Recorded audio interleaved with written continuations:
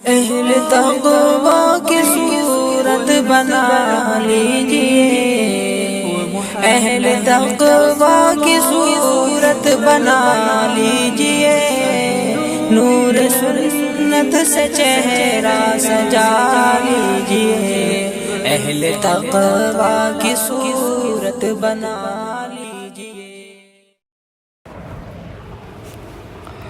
بعض حضرات سود کے جواز کے دلائل دیتے ہیں اور یہ کہتے ہیں کہ سود پر عقلی دلائل ہیں، سود کے جائز ہونے کے عقلی دلائل ہیں۔ مثال کے طور پر بہت سارے حضرات یہ کہتے ہیں کہ جو شخص کسی دوسرے کو اپنا جمع کیا ہوا مال قرض دیتا ہے وہ ایک طرح کا ایثار کرتا ہے، خطرہ بھی مول لیتا ہے، اپنی ضروریات کو نظر انداز کر کے دوسروں کی ضرورت پوری کرتا ہے۔ قرض لینے والا اس مال سے اپنی ضرورت پوری کرتا ہے، اس سے نفع اٹھاتا ہے، لہذا اس کو اس مال کا کرایہ بھی ادا کرنا چاہیے۔ جس طریقے سے کوئی شخص کسی کا مکان، دکان اور سواری سے نفع اٹھاتا ہے اور اس کا کرایہ ادا کرتا ہے، اسی طرح دائن نے اپنی محنت سے کمایا ہوا مال خود استعمال کرنے کے بجائے دوسرے کو استعمال کے لیے دے دیا۔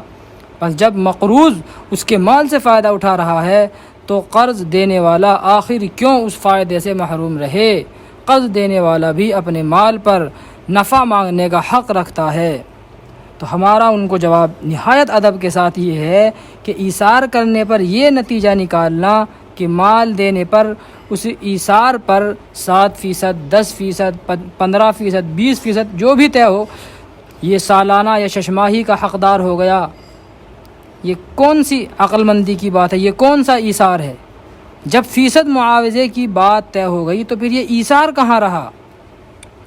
اور یہ کہنا کہ قرض دینے والا خطرہ مول لیتا ہے، رہا خطرہ مول لینے کا مسئلہ، تو خطرہ کوئی مال تجارت نہیں ہے کہ وہ خطرہ مول لے کر کے اس کا نفع حاصل کرے جس کا کوئی فائدہ یا معاوضہ ہو، ایسا نہیں کر سکتا۔ نہ ہی وہ کوئی خطرہ کوئی مکان و دکان یا سواری ہے جس کا کرایہ اور اجرت ہو۔ اگر اس کو خطرہ ہے کہ میرا پیسہ ڈوب جائے گا یا قرض ادا نہیں کرے گا تو خطرے سے بچاؤ کے لیے کوئی چیز رہن رکھ لے۔ جس نے قرض لیا ہے اس سے کہے کہ بھائی میں تم کو اتنا قرض دے سکتا ہوں لیکن تم میرے پاس اپنی گاڑی یا اپنے مکان کے کاغذات میرے پاس رکھو۔ تو اس خطرے سے بچاؤ کے لیے وہ کوئی چیز رہن رکھ سکتا ہے یا کسی کی کفالت اور ضمانت میں قرض دے سکتا ہے، کسی کو ضامن بنا دے کہ بھئی اگر اس شخص نے مجھ کو قرض ادا نہ کیا تو میں تم سے وصول کروں گا، اس طریقے سے۔ لہذا زیادہ سے زیادہ یہ کہا جا سکتا ہے کہ قرض دینے والے نے دوسرے کو اپنے مال سے فائدہ اٹھانے کے لیے موقع دیا ہے، لہذا اسے بھی فائدے میں حصہ ملنا چاہیے۔ یہ بات درست ہے، مگر فائدہ جائز طریقے سے بھی تو حاصل ہو سکتا ہے۔ مثلا شرکت کا معاملہ کر لیا جائے، یعنی قرض دینے والا یہ کہہ دے کہ میں آپ کو جو ہے 50,000 روپये 1,00,000 روپये دے رہا ہوں اور یہ بطور قرض نہیں بلکہ بطور شرکت کے ہیں، آپ جو بھی کاروبار کریں گے، جو بھی کام کریں گے اس میں جو ہے آدھا نفع میرا ہوگا، آدھا آپ کا ہوگا، یا 2/3 آپ کے ہوں گے اور 1/3 میرا ہوگا، اور جو بھی نقصان ہوگا اس میں دونوں اپنے نفع کے حصوں کے اعتبار سے شریک بھی ہوں گے۔ یہ کون سی عقل مندی کی بات ہے کہ پیسے دینے والا کسی کو یا بینک کو پیسے دیتا ہے اور وہ اس سے کہے کہ چونکہ تم میرے پیسوں سے فائدہ اٹھاؤ گے اس لیے تم پر میرا حق ہے کہ مجھے 2% یا 7% ماہانہ یا سالانہ تم مجھے نفع اس وقت تک دیتے رہو جب تک کہ تمہارے پاس میرے پیسے موجود ہیں اور ہمارے پیسے کے ساتھ انسانی محنت شامل نہ ہو، کیونکہ پیسے کے ساتھ محنت شامل ہونے سے ہی نفع پیدا ہوتا ہے۔ تو آخر کس بنیاد پر روپے دینے والے کا منافع اسی وقت سے شروع ہو جاتا ہے؟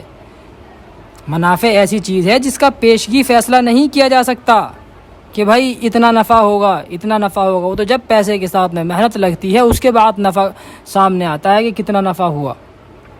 اس میں نقصان اور دیوالیے کا بھی امکان ہے، برابر سرابر ہونے کا بھی امکان ہے۔ منافع کی جو شرح اور مقدار معین کی جاتی ہے اس سے زیادہ منافع ہونے کا بھی امکان ہے۔ غرض یہ کہ سرمایہ کا نفع آور ہونا یقینی نہیں، نفع آور بھی مان لیا جائے جب بھی پہلے ہی سے یہ خیال کرنا صحیح نہیں کہ وہ سرمایہ کس وقت اور کتنا نفع پیدا کرے گا۔ اگر بالفرض مقروض اپنے کاروبار میں فائدے کے بجائے نقصان اٹھائے تو قرض دینے والا کس عقل و انصاف کی روح سے منافع پانے کا حقدار ہوتا ہے؟ بتائیے۔ جس نے قرض لیا ہے اگر اس کو نقصان ہو گیا کاروبار کے اندر اور یہ اپنے پیسے پر اس سے نفع لے رہا ہے، سود لے رہا ہے، تو بتائیے جب اس کو نقصان ہو گیا تو یہ کس روح سے یہ اس کے کاروبار میں منافع کا حق رکھتا ہے؟ اور اوپر سے ستم یہ ہے کہ منافع کی مالی قیمت متعین کی جاتی ہے، اور قرض لینے والے یعنی مدیون کی مصیبت جس قدر زیادہ سخت ہوتی ہے اسی لحاظ سے یہ قیمت بھی زیادہ ہوتی جاتی ہے، اور اس کی مصیبت زدگی کی مدت جس قدر طویل ہوتی ہے اس منافع کی قیمت بھی مہینوں اور دنوں اور سالوں کے حساب سے بڑھتی چلی جاتی ہے۔ مثال کے طور پر اگر اس نے 1 مہینے کے لیے قرض لیا ہے تو اس کا سود تھوڑا کم ہوگا، اور اگر اس کے اوپر پریشر اور زیادہ آ گیا، یعنی اس نے 2 سال کے لیے 3 سال کے لیے لے لیا، تو ایک تو اس کے اوپر جو ہے اس قرض کا پریشر ہے کہ قرض دینا ہے، اور اوپر سے جو ہے اس کا جو سود ہے اس کا بھی پریشر ہے کہ اس کو بھی منافع میں سے حصہ دینا ہے۔ تو یہ تو ستم بالائے ستم اس کے اوپر ڈبل تبل کر کے جو ہے پریشانیاں لا دی جا رہی ہیں۔ یاد رکھیے، روپیہ بذات خود منافع پیدا کرنے کی صلاحیت نہیں رکھتا، بلکہ وہ منافع اس صورت میں پیدا کرتا ہے جب اس روپے پر انسان کی محنت و ذہانت کام کرے۔ یہ بھی یاد رکھنا چاہیے کہ انسان کی محنت و ذہانت روپے کے ساتھ لگتے ہی منافع پیدا کرنا نہیں شروع کر دیتی، بلکہ اس کے نفع آور ہونے میں ایک مدت درکار ہوتی ہے۔ مگر یہاں تو روپے دینے والے کے منافع اسی وقت سے شروع ہو جاتے ہیں جبکہ انسانی محنت و ذہانت نے ابھی ہاتھ ہی لگایا ہے، حتیٰ کہ منافع کی شرح اور اس کی مقدار بھی متعین ہو جاتی ہے۔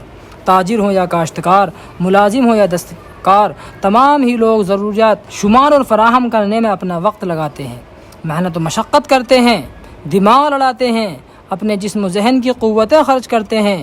ان سب کا فائدہ غیر متعین، مگر یہاں اس آدمی کا نفع یقینی اور معین ہو جس نے اپنی جمع کی ہوئی رقم قرض دے دی ہے۔